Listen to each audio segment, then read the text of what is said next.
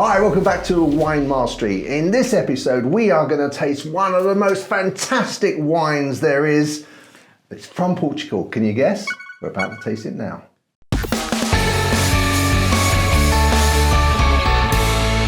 And so, of course, the wine is port from the Douro Valley. I mean, that is Portugal's greatest export of wine. Everyone knows port.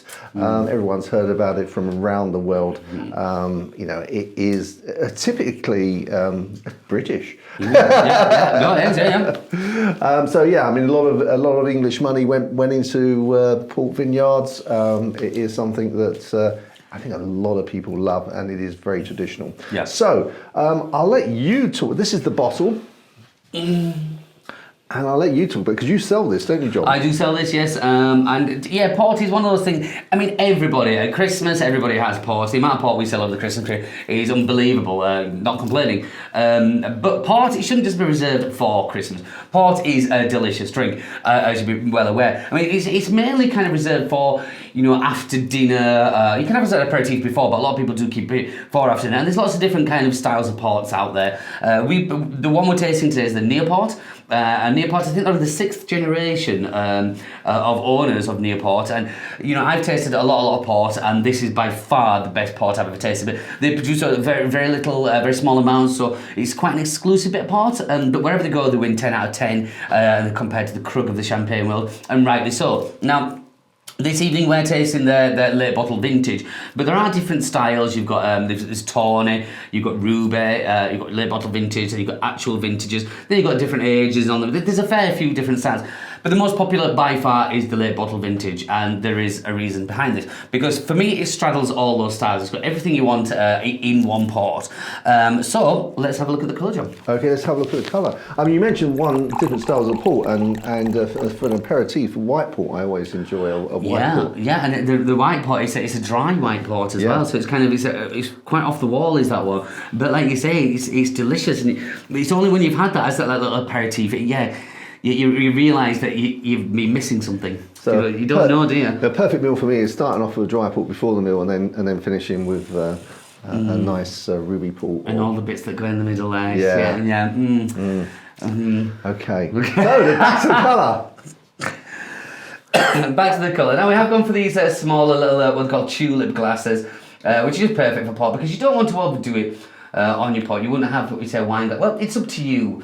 But generally, these nice little glasses, they do the job. And the little tulip shape obviously gets the nose on there. So, but colour-wise, you can see the richness, you can see the depth, you can see the purple in there. You can see how it sits in the glass. It already says to me class, and that's, you know. You can see it's viscous and smooth. I'm doing this again when I'm looking at your glass, but it just looks attractive. It does, yeah. You want to taste it. So let's have a go on the old nose. Oh, it's delicious. Isn't it just? It's almost like eating it, just smelling it. Yeah, because there's so much of it. It's almost and you know, you can almost. There's also that thing, and I know I just said like port is you know, often associated with the Christmas time. A lot of people have it at Christmas, and sometimes smells kind of evoke that memory, don't they? And that is what that does. When you smell a port, I think the end of the Christmas dinner. You know, when you're ready for that kip and your belly's full and you've eaten too much, you've gorged yourself, and then you say, I'll just fit that in, and you do fit in, and it just kind of it's making me smile just smelling that stuff. That in itself starts brilliant, man. It's unlike Christmas for me. It's actually, as you say, at a big meal when you really feast and you shouldn't have anything else, but you still want to add just that little bit of sweetness and then kick this in. And and then that's when this small glass comes in, because you don't want to overdo it, but you find yourself topping it up, and why wouldn't you? You're allowed. You're allowed. So let's have a go on our palate.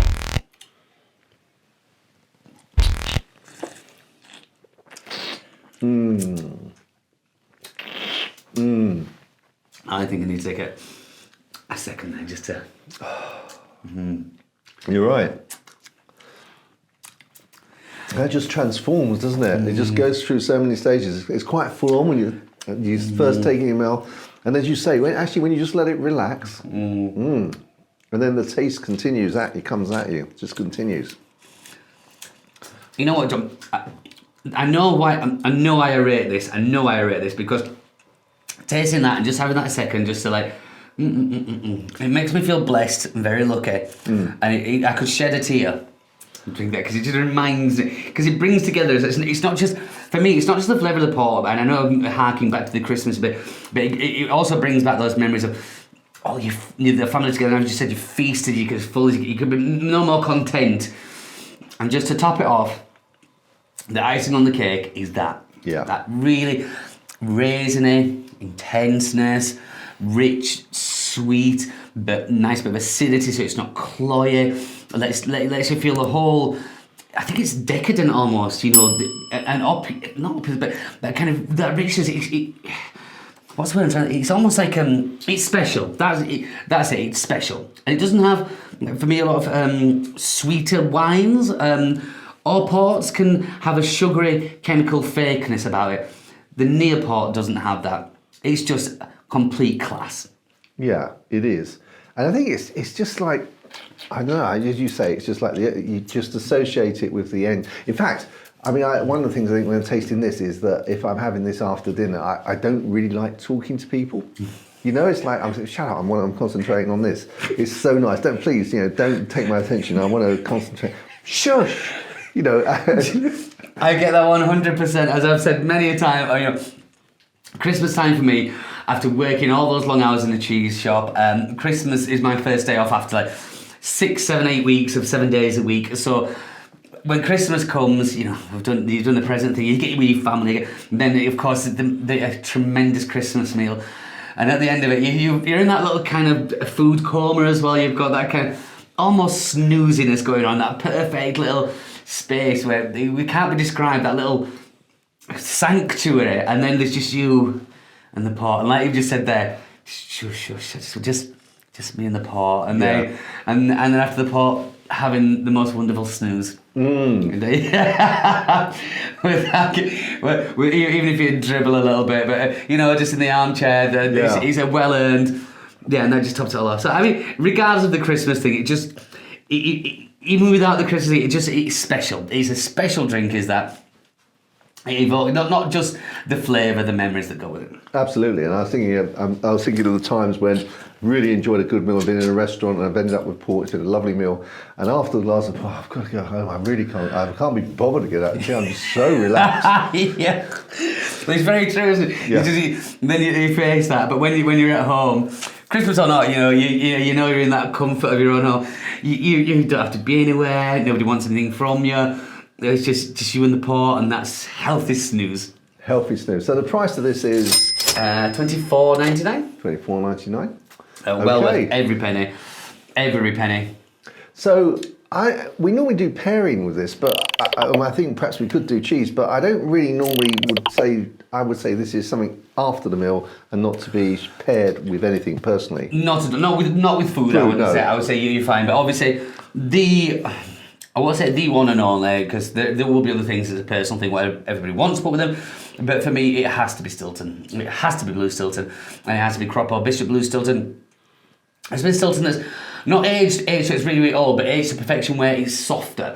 Not a crumbly Blue Stilton, which are dry. You know, these other cheesemakers make this, but the Crop or Bishop is stunning for this. It's the kind of Stilton where you could leave it out for an hour-ish, and it almost spreads like butter. You know, it's not quite soft brie style, but butteresque. I'll tell you a very brief story. A long time ago, I lived in a student house, and this student house had, there were 5 people living in it, so it was very, very few and far between that you actually got to get the house to yourself. And there was one evening where I got the house to myself, so I thought, I'll tell you what I'm going to do. I'm going to take a bottle of port home and just sit and relax and just watch a movie or something. There's no doubt, it'd be beautiful. And I took a quarter of a wheel of Stilton home with me as well, thinking, I'm going to indulge. You know, nobody's there, it's going to be brilliant. And so I put this quarter of a wheel of Stilton next to me and the bottle of port on the other side, not thinking for 1 minute I would finish either of them. But through that evening, the port was going down, the Stilton was going down, and I scoffed a whole... It must have been... I mean, it was about at least 600 or 700 grams, just shy of a kilo of cheese with port. And I'm making no apology. I have absolutely no regret. I mean, I didn't feel well the next day, but that night, because it was just so easy, that nibble with that, taste that, nibble that, taste that, beautiful. So so that would be the only thing I would personally match with that. Excellent. Well, so shall we do a score? We can do a score. I mean, it's a very difficult one, this, because we don't really... Okay, let's try it. No, well, I know what I'm going to do. I'm going to give this... I know what I'm going to give it. Yeah, a whopping price at this point. Tell you how nice this is. That flavour is so nice to me that the price isn't really going to come into it, but it must do for the scoring. So it's 24. It's $24.99. But the pleasure I get from that, I'm going to give this a whopping. And I'm going to go 90. 95. Oh wow! Give it a whopping, wow! Yeah, that is your biggest score ever. Well, it's only because right now, because I've not tasted it for a while, shall I say, and I'm just doing this on camera now and just remembering all that, and it's, I feel warm from that, so that is worth every one of those 95 points. Whoa! Whoa! Well, it is. No, it is a fantastic bottle of port, and I can't decry that. Okay, guys, if you try and get hold of this, John sells it in his shop. It's around, I'm sure it's available elsewhere in the world. Tell us what you think about it. And until the next time, when we'll be hopefully enjoying a wine that's equally as lovely as this. Chin chin. Chin chin.